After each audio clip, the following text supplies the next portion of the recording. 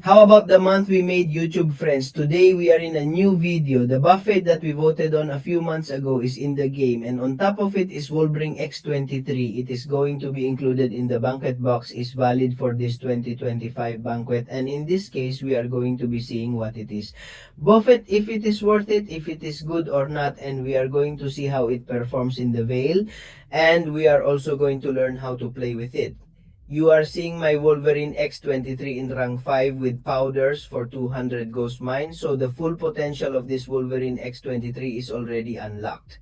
So let's see her unique ability, if it is necessary or not for her. If she is a skilled character, she suffers 5 personal effects of bleeding or breaking towards a super attack, inflicts ripping stun. A passive mark is applied between 5 seconds. Remember that the mark prevents one from being generated.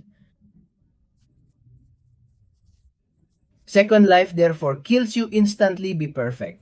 A counter comes against Niguri, for example. When Laura violates a bleeding effect, she has a planned 80.02%. She has a personal passive regeneration to increase Barbary's personal power by 50%.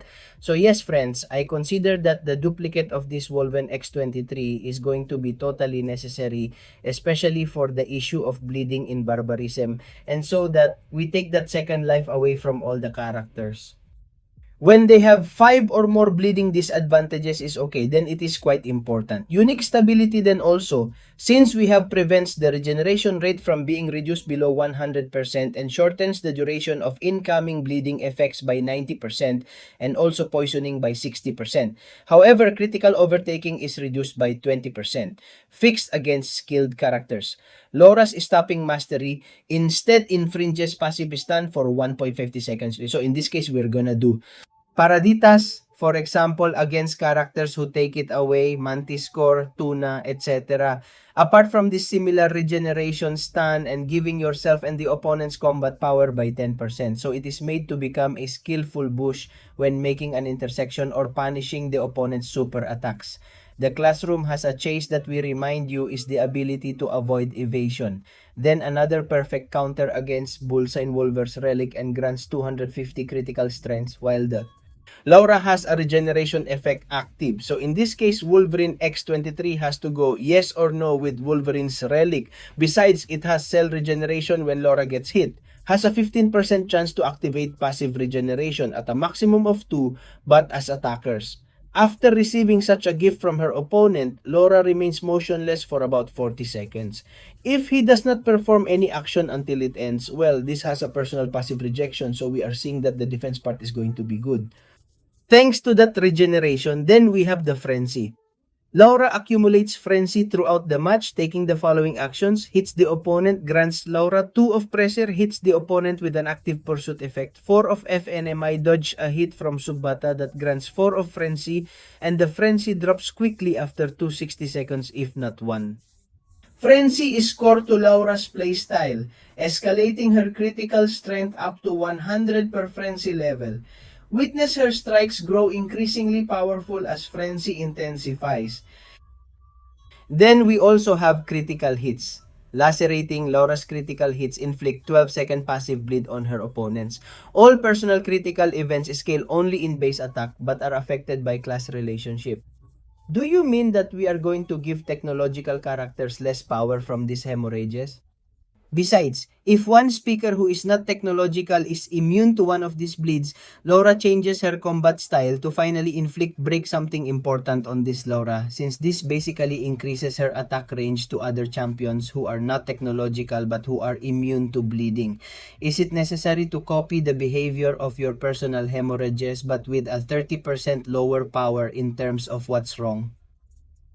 Then connect with the instincts as an attacker. Aura's 4th weak attack while over 100 frenzy infracts a ripping passive stun for 3 seconds for every 10 frenzy. Above 100, this duration increases by 0.2 seconds. All the frenzy is consumed at the end of this stun. From the devastating stun, Laura can execute weak attacks at high speed, otherwise a bleeding or rupture effect arises. Each weak attack applies an instant effect equivalent to a burst of 90 to 4 damage per effect. equivalent, you will already be seeing it. Also, during a Reaper there, the opponent is immobilized. Laura cannot activate gunners or super attacks, and her combat power rate evolves to this 5%. And here, the important thing with the Frenzy, perform any action that is not a weak attack, and the Reaper Turbulence ahead of time. So you have to be giving him weak attacks all the time when we basically enter Reaper mode. So for one, because the effects of bleeding, breaking, equality are paused during the super attack, and 5 seconds later, the pause that results in us all getting 20% non-accumulative passive barbarism, that this is basically going to make it do more damage to our disadvantages. And apart from that, the opponent's super attacks while disabling critical hits infringe an additional passive bleed. So in this case, you have to have super attacks 2 and super attack 3 because it consumes all the frames. And to grant Laura passive cruelty for every 20 frenzy with a maximum charge of 12, this expire one by one. So let's see what the gameplay of our very powerful Laura consists of, because I have already found two types of gameplay that you are going to be seeing on screen. As always, we are going to use the Winter Soldier. As our Vapulador, it is better in the end in our punching bag, and in this case, we enter the fight by giving medium weak and medium blows, like basically the entire combo. And I am seeing below the life of Wolverine X23 that in this case, we have 20 charges and that are posed with the defender's super attacks. In this case, you are already seeing that we are being eliminated unless we are striking. Therefore, Wolverine X23, this improvement, since it is basically based on doing a lot of damage and quickly getting into that frenzy. Once that frenzy goes above 100, it will go to that red frenzy. We could already be entering the Reaper stun to do weak, strong, fast blows, but I don't recommend it. I recommend continuing to charge more and more that frenzy with our combos, with our dodges, and giving it to the opponent so that they more or less reach 200, 300 frenzy, and you are going to see what is going to happen right now. So we're going to keep playing and keep carrying that frenzy, and you're going to see what's happening. In the meantime, I recommend that you throw super attacks 2 and then super attacks 1 with one after another, so that in this way we pause the disadvantages of bleeding, we also pause the cruelties. And you're already seeing how it's acting also important before launching the frenzy, getting to super attack 2. Okay, why do I say this? Because you're going to see what's going to be happening. Okay, you see that he's, I don't know, stunned, invasive, and watch how quickly we finish off this Winter Soldier. In this case, you have not seen the gameplay well because I wanted to develop too much and talk about it. But don't worry, we are going to see it right now as it is stun, invader, or reaper, or rather, it works. You are already seeing that when we finish. As it is the combo in weak hit with more than 100 frenzy, we will enter that heartbreaking stun and we will be able to do totally crazy damage, as you are already seeing super fast and based on weak attacks. Let's go against the classic Captain Marvel for you to watch it again. Okay, in this case, how is it a somewhat small fight? Okay, because I think Wolverine X23 is more designed for long fights with many more loads. We are going to try to do it with 150 loads of frenzy. As you are seeing, it's okay that they are increasing because, as I said, with super attacks, simply with combos even, because by intercepting the opponent, we can pause him in this one. In this case, well, when the super attack throws us, it is the defender, and also when we block. So now you are going to see what is going to happen. We throw super attack 2. Now, yes, the gameplay. Well, we have that barbaric improvement because we have to give a combo in a weak blow to finish it. You are seeing that the reaping turbidity enters, that in this case, we simply have to give weak blows all the time. And in this way, we will do damage both from the blows and with the explosive disadvantages of the hemorrhages that we would have had. I have taught you this case with 100 loads of frenzy. Yours, I tell you, is 150 or something like that. And once that gameplay is over, then do the normal gameplay again by throwing super attack 1, super attack 2, charging that frenzy, and again then entering frenzy mode in the Reaper stun, ending the combo in weak blow, which in this case the classic Captain Marvel has not left us anymore. I'm seeing that it's a very dynamic, very aggressive gameplay that basically you have to be hitting all the time, because I remind you that if I'm not hitting all the time or you're not charging the loads of frenzy, well, they will be eliminating after 2.60 seconds as time goes on. So I recommend using this gameplay aggressively. Let's fight this Winter Soldier again so that you can see that combo again, how to do it again. So here we stick normal basic combos, okay? Always ending in a medium blow so that we avoid, if due to an error we have when we enter frenzy mode, when we have more than 100 charges, then prevent us from entering that in that heartbreaking stun. We are also already seeing that this Wolverine X23 has quite strength with blows and so on. Okay, so what we are going to do in this gameplay is to try to reach 50% of the soldier in winter, maintaining all the loads and that we have of frames, and that you are already seeing that with each blow, well, they are acting more and more, much more. Then let's see how we get there. Look, we've already reached 150 charges. Let's see if we reach super attack 2. There we have it. We took out super attack to 200 charges. Come on, you are already seeing how our blows and combo blows are also escalating.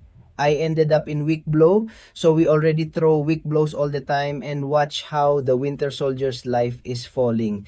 The truth, friends, is that the bust they have given him is absolute madness.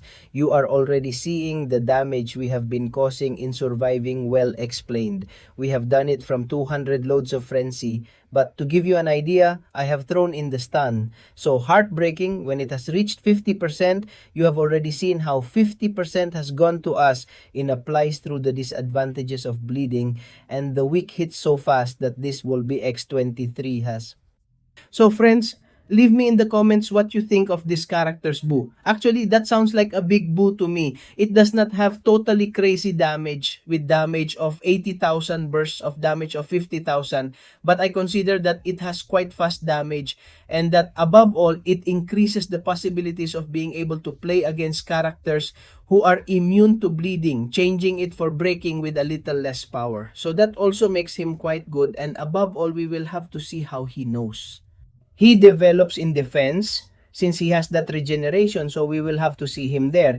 How are you performing at the goal? So I think that Wolverine X23 is going to be a great character, and especially when we have it 7 stars, because if for whatever reason it's our turn at the banquet, I remember in that banquet box you have to open it with the keys. Well, we will have to explore to see how this character works with a low singularity.